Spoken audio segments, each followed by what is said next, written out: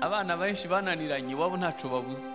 Beaucoup d'enfants qui connaissent des soucis ahubwo viennent des familles ntabwo babonye ubuzima butemba, ubuzima bwuzuye mu bice byombi. Mais il y a des choses qui n'ont pas reçu pour recevoir. Zabagora kubabwira ngo muvugishe ukuri barakubonye ubesha. Ce serait difficile qu'ils deviennent des gens qui disent la vérité alors que vous mentez vous-même. Bizakugora kubabwira kubabarira bazi ko buri munsi uhora uvuga umuntu yaguhemukiye kandi wananiwe kubabarira. Kuko nuya no kubaka urugo uzagubaka uko wubatse imbere muri wowe. Parce que le foyer que vous allez construire serait à l'image de comment vous êtes construit intérieurement. Nta rugo rubi rubaho.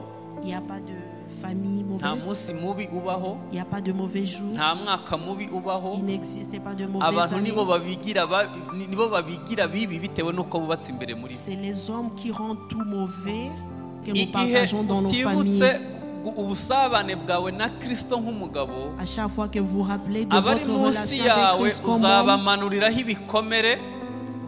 à chaque fois que nous ne nous rappelons pas de notre relation avec Christ, uzabasangiza ibiri mu bwenge gusa. Blesser ceux qui sont en bas de nous. Rimwe na rimwe uzubaka nk'uko wanyu bari bubatse. Niba nta Kristo mu buzima bwacu, s'il n'y a pas Christ dans nos vies, ingo zizatunanira. Nous ne serons pas capables de bâtir nos foyers. Urubyiruko ruri hano, haleluya. Urubyiruko Yesu ashimwe. Les jeunes, niba utubaha Kristo mu minsi yawe y'ubuto mu rubyiruko, si vous n'honorez pas Dieu dans votre jeunesse, ndabizi neza nujya no guhitamo bizakugora, uzahitamo nabi. Et cela ne nous empêche pas d'avancer. Kubana na Kristo ntibizatuma udakora akazi kawe neza. Être en bonne relation avec Christ ne vous empêchera pas d'être performant dans votre travail. Cela ne prendra pas votre français, votre anglais. Cela ne vous empêchera pas de vous enrichir. Une question. Quel est votre rapport avec Christ? Avant d'aborder la fidélité à l'alliance comme principe vivifiant,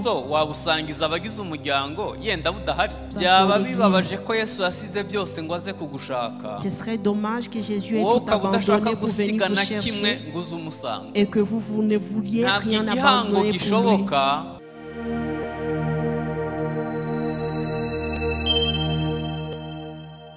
Balance life. Enjoy everyday life. Nitwa Kiyange Ada Darlene, nkaba ndi umufasha wa pasiteri. Je m'appelle Darlene, je suis la femme du pasteur. Nsengera muri ADPR, ndi umuvugabutumwa muri iryo torero. Je suis évangéliste dans l'église d'ADPR. Reka musengere akomeze. Turagushimiye Mwami Yesu, watugiriye neza uyu munsi tugiye kumva ijambo ryawe.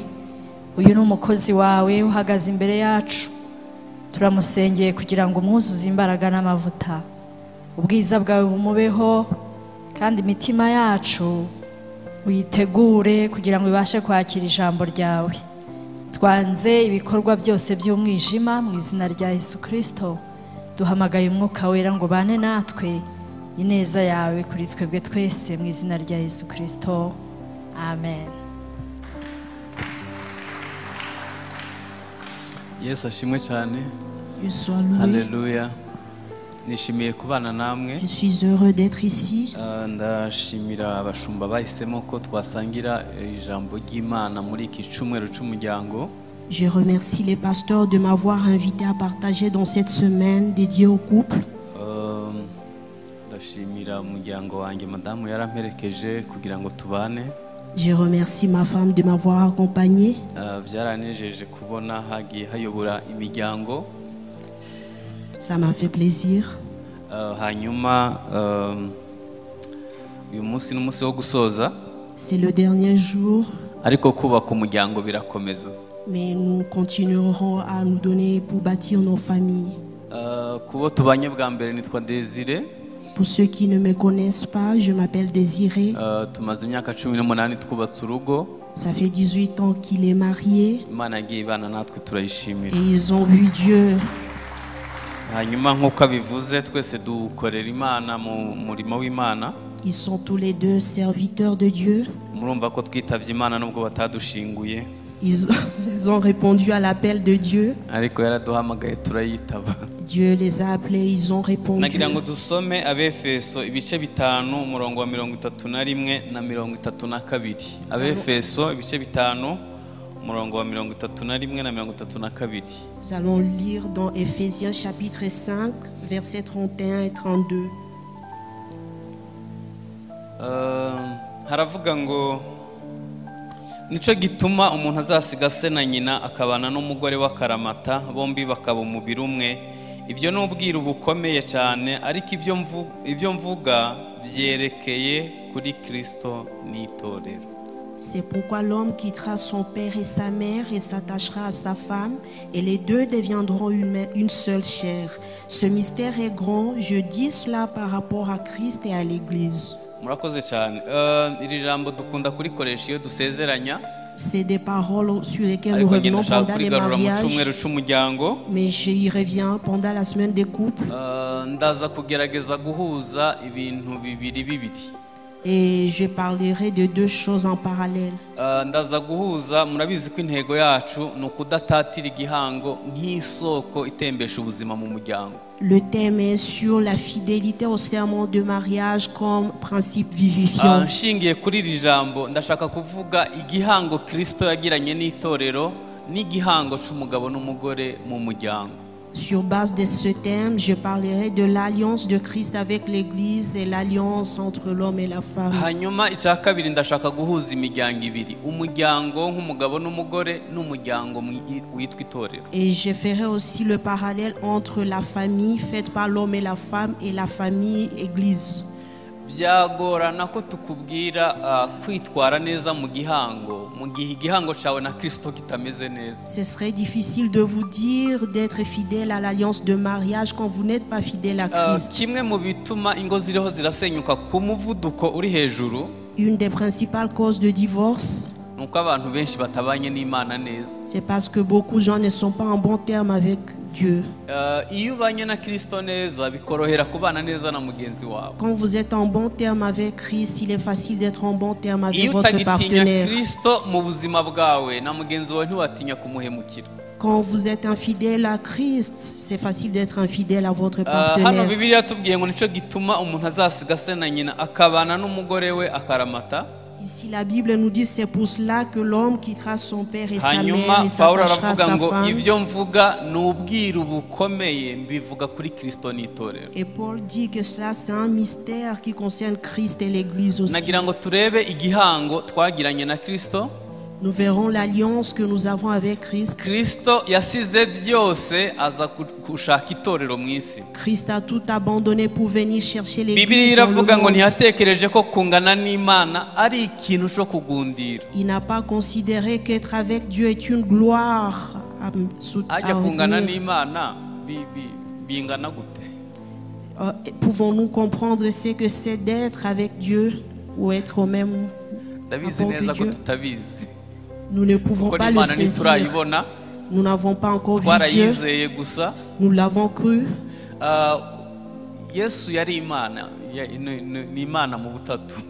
Jésus est Dieu. Et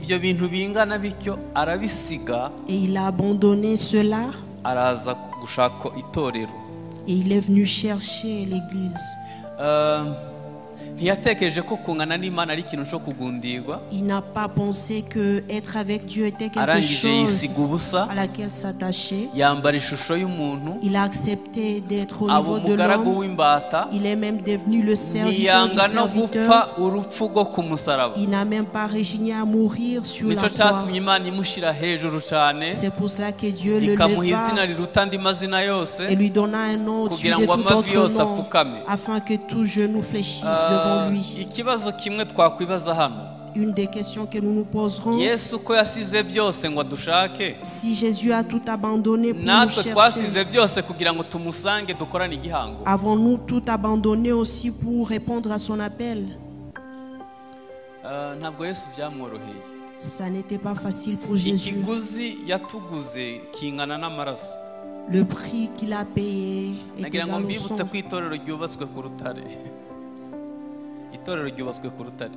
L'église est construite sur le rocher. L'église n'est pas construite sur l'homme. Vous investissez dans vos projets. Mais Jésus a investi son sang dans ses projets. Il suit de près ce qui se passe dans l'église. Ce serait dommage que Jésus ait tout abandonné pour venir vous chercher et que vous ne vouliez rien abandonner pour lui. Cette alliance est impossible s'il n'y a pas abandon des deux côtés. C'est pour cela que l'homme quittera son père et sa mère et s'attachera à sa femme. Nous devons laisser le monde derrière nous. Dieu, quand il a appelé Abraham, il lui dit d'abandonner sa famille, de laisser sa maison pour aller où Dieu l'a amené. Si vous voulez être en alliance avec Christ, vous devez vous engager à laisser le monde et ses manières de penser pour aller dans l'alliance par le sang. Et de ce jour, vous devenez enfant de Dieu et vous apprenez à vivre une vie différente. Je disais qu'une des causes des divorces, c'est parce que les gens n'honorent plus Dieu dans leur vie. Quand vous honorez Dieu, vous ne pouvez pas aller dans l'impudicité. Vous ne pouvez pas mentir. Et vous ne pouvez pas torturer l'autre. Avant de m'engager à ma femme, je me suis engagé avec Christ. Quand je suis en bon rapport avec Christ, il est facile d'être en bon rapport avec l'autre. Mais quand votre relation avec Christ est déstabilisée, il est impossible d'être en relation stable avec ton prochain. Une question? Quel est votre rapport avec Christ? Avant d'aborder la fidélité à l'alliance comme principe vivifiant, est-ce que vous pouvez partager avec votre famille une vie, une relation avec Christ qui n'existe pas? Il y a un souci dans les églises chrétiennes au Rwanda. On nous a dit d'être sauvés et d'être victorieux. Nous sommes devenus enfants de Dieu. Et la suite ne nous a pas été révélée. Vous verrez quelqu'un qui a fait 20 ans dans une église.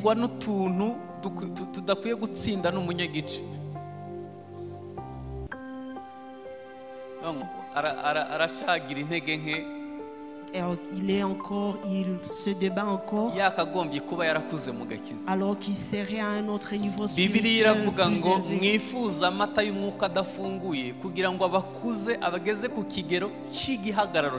La Bible nous dit de désirer le lait spirituel afin de grandir et atteindre la stature parfaite de Christ.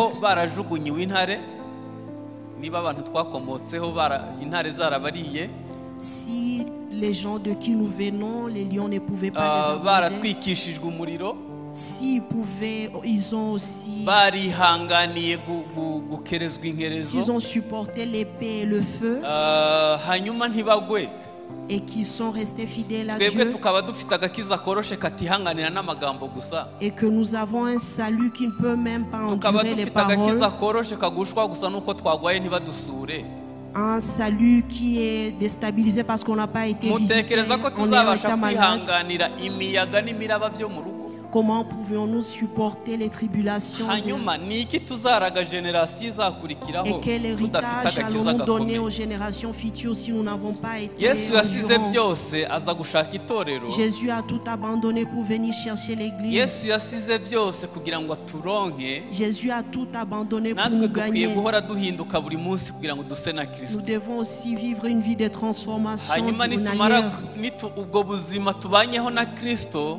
Et cette vie, cette relation avec Christ, nous pourrons la faire couler sur nos enfants et tous ceux qui vivent avec nous. Ce serait difficile pour vos enfants de lire la Bible si vous n'ont jamais vu le faire. Ce serait difficile qu'ils deviennent des gens qui disent la vérité alors que vous mentez vous-même.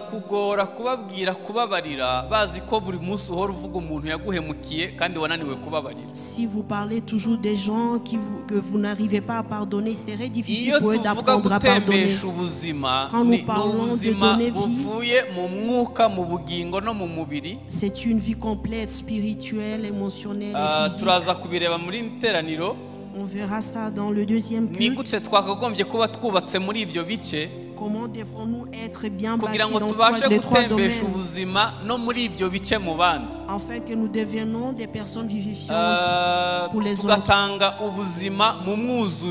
Nous donnons vie quand nous sommes complets. Un exemple, un stylo coûte 100 francs. Votre enfant pourrait les perdre et vous le mettez là pour le sermonner.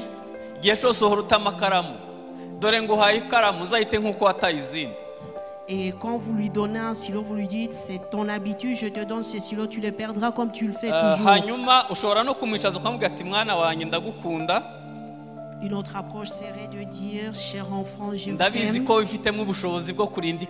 Je sais que tu as en toi les capacités de protéger ce stylo. Pensez-vous que c'est la même approche? Les deux stylos ont le même prix.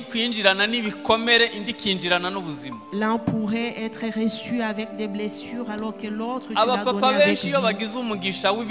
Quand beaucoup de papas ont beaucoup d'argent,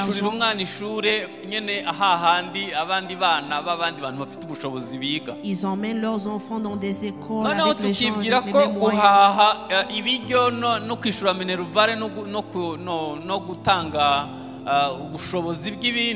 Et nous pensons que l'investissement dans les choses matérielles pourrait être affecté aussi les émotions et l'esprit. Beaucoup d'enfants qui connaissent des soucis viennent des familles aisées. Mais il y a des choses qu'ils n'ont pas reçues pour recevoir la vie complète.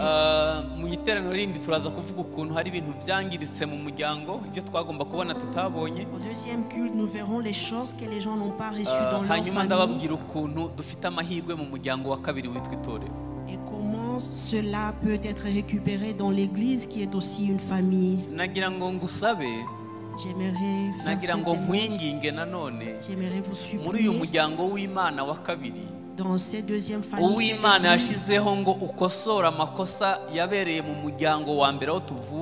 qui est aussi le lieu où nous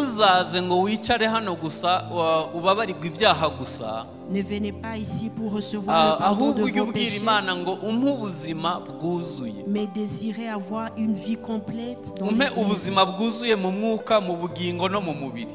Dans tous les domaines, les trois domaines qui font l'homme.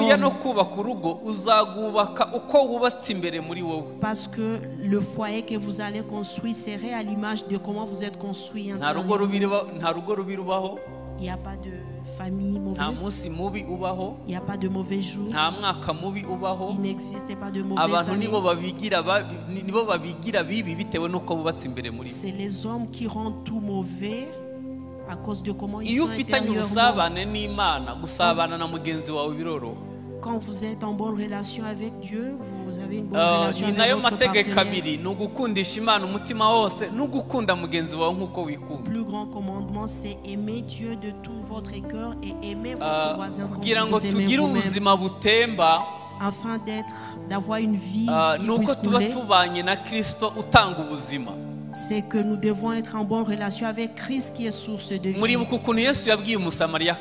Rappelez-vous de ce que Jésus a dit à la Samaritaine.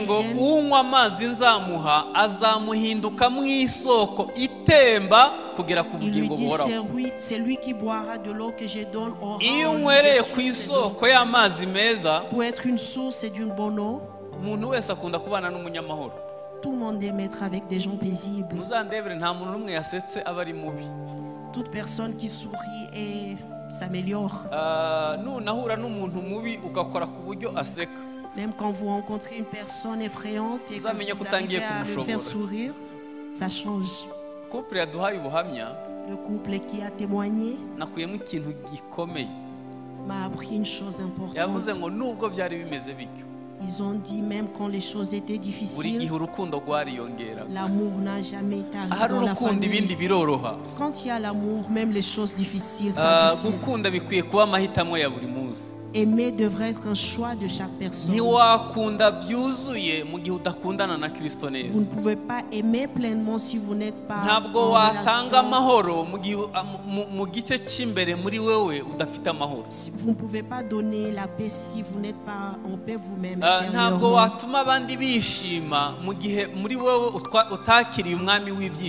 Vous ne pouvez pas donner la joie aux autres si vous n'avez pas reçu le roi de la joie. C'est difficile de pardonner quand vous n'avez pas reçu en vous le pardon de Christ. Regardons l'alliance que nous avons faite avec Christ afin de faire la base des alliances dans nos familles. Beaucoup de gens, quand ils arrivent à la maison,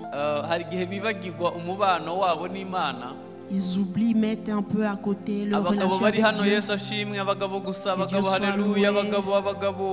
Homme. Amen.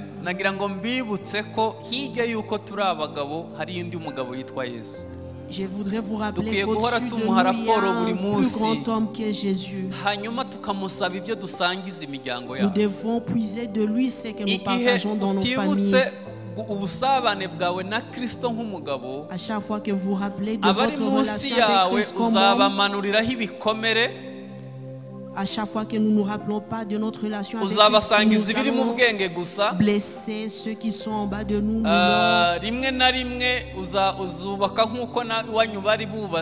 Vous allez perpétrer les pratiques de vos familles. Et cela ne donne pas vie, ça ne sauve pas. Même quand vous rencontrerez des problèmes auxquels vous n'avez pas de solution, rappelez-vous de chercher Christ. Il vous indiquera les solutions. Quelle est la dernière fois que vous avez cherché Christ? Quelle est la dernière fois que vous êtes agenouillé, que vous vous êtes répandu devant Dieu? Quel est l'état de votre relation avec Christ?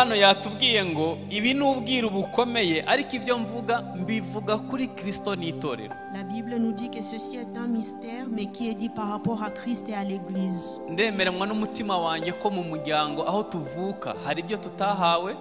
Je suis convaincu qu'il y a des choses que nous n'avons pas reçues dans nos familles biologiques.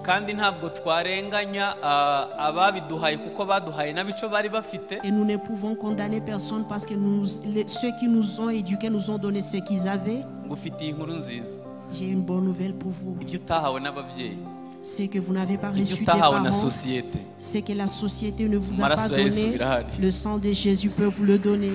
Et si vous le recevez et que vous le partagez avec les autres, j'ai 2 fils.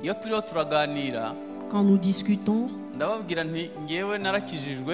je leur ai dit, moi j'ai reçu Christ et je suis maintenant dans la génération des enfants de Dieu.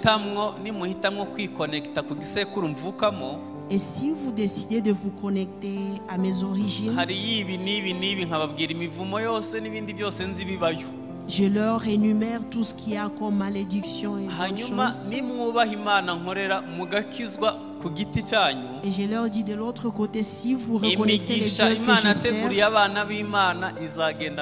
et que vous recevez Christ, vous recevrez les bénédictions des enfants de Dieu.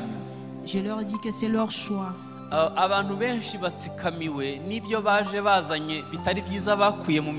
Beaucoup de gens sont victimes de ce qu'ils ont amené de leur famille qui n'était pas bon nécessairement. Et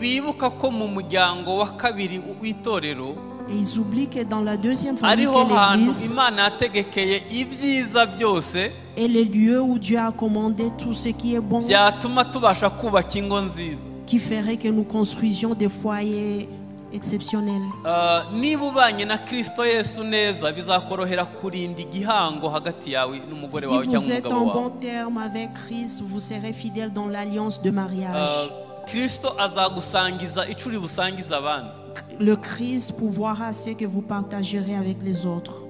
Bibiliya yatubwiye ngo nico gituma umuntu azasiga se na nyina. La Bible nous a dit, c'est pour cela que l'homme quittera son père et sa Akabana mère n'umugore w'akaramata. et s'attachera à sa femme, Bombi bakaba umubiri. et les deux deviendront une seule chair. Hanyuma yavuze ngo ibi n'ubwira bukomeye mbivuze kuri Kristo n'itorero. Ceci est un mystère par Igihe rapport à cyose l'Église et Bibiliya à ivuga Christ. umuryango ikunda gushingira ku buryo Kristo abanye n'itorero. À chaque fois, la Bible parle de la famille en la Bibiliya ramenant à ibwira la abagabo relation de Christ gukunda avec abagore l'Église. babo nk'uko Kristo yakunze itorero akaripfira ku musaraba. La Bible nous recommande aux hommes d'aimer leurs épouses comme Christ a aimé l'Église et s'est Hanyuma sacrifié pour Bibiliya elle. ibwira abagore kugandukira abagabo nk'uko Kristo bagandukira Kristo.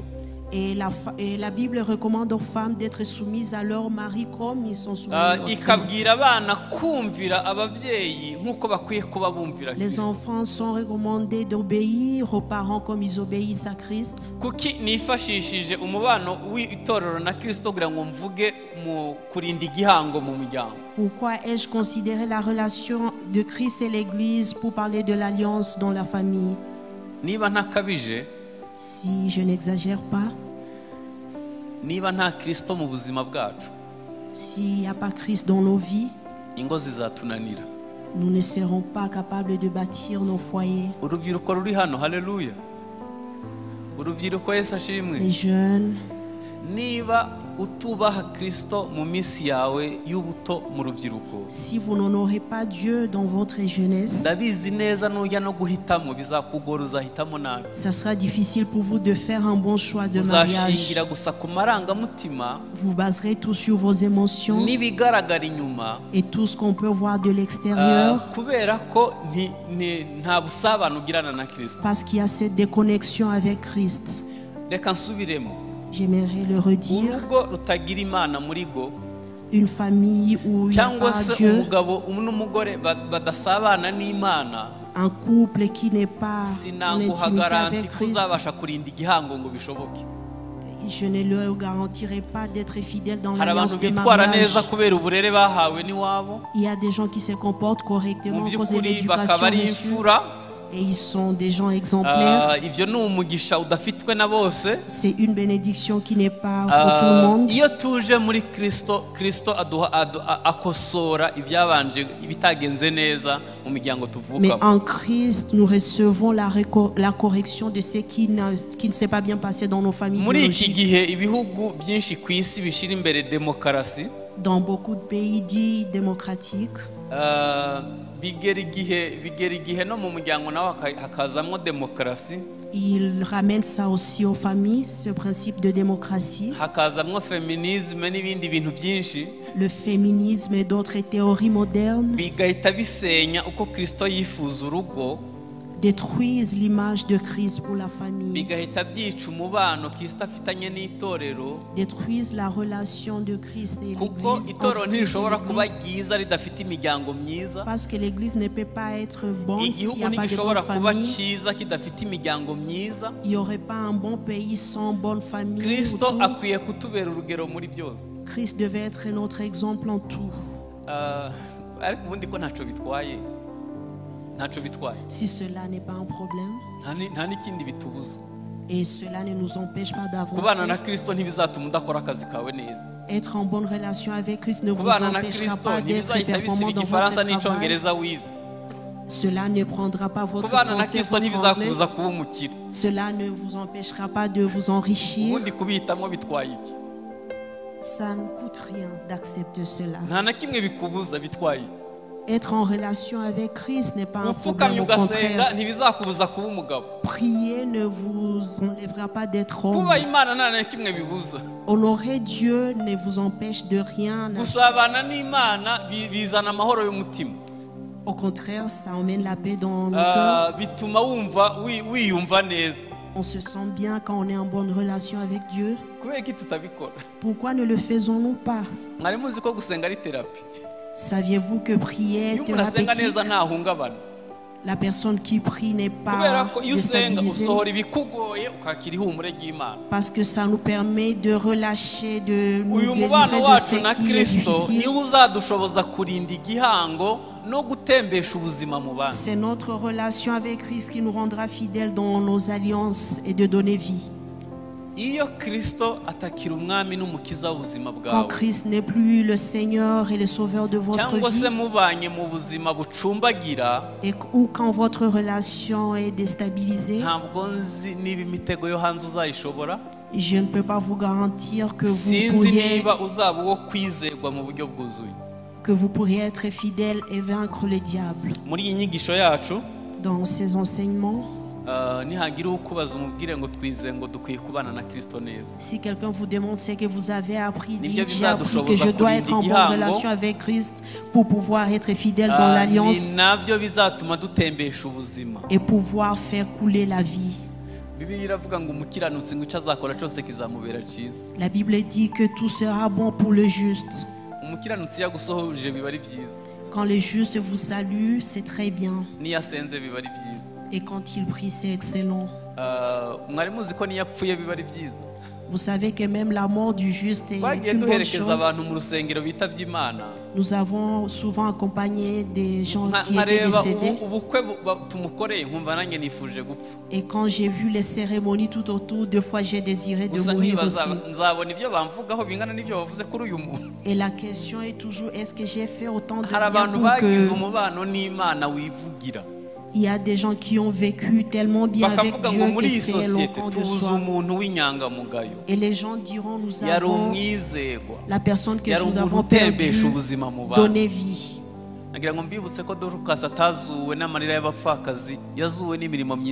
Rappelez-vous, Dorcas n'a pas été ressuscité par les larmes, mais c'est ses œuvres au milieu des veuves qui l'ont ressuscité.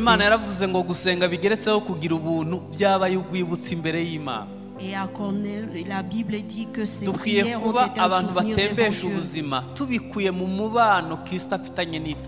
Donnons vie en puisant cela dans la relation de Christ avec l'Église. Les années que vous avez passées dans l'Église, à quoi vous ont-elles servi? Est-ce que vous y avez tiré vie pour pouvoir être source vivifiante pour les autres? Christ a encore une vie complète en lui et pourrait te la donner afin que tu sois une bénédiction pour les autres. Prions.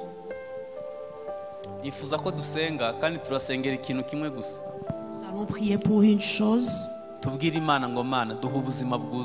Nous allons demander à Dieu de nous donner une vie complète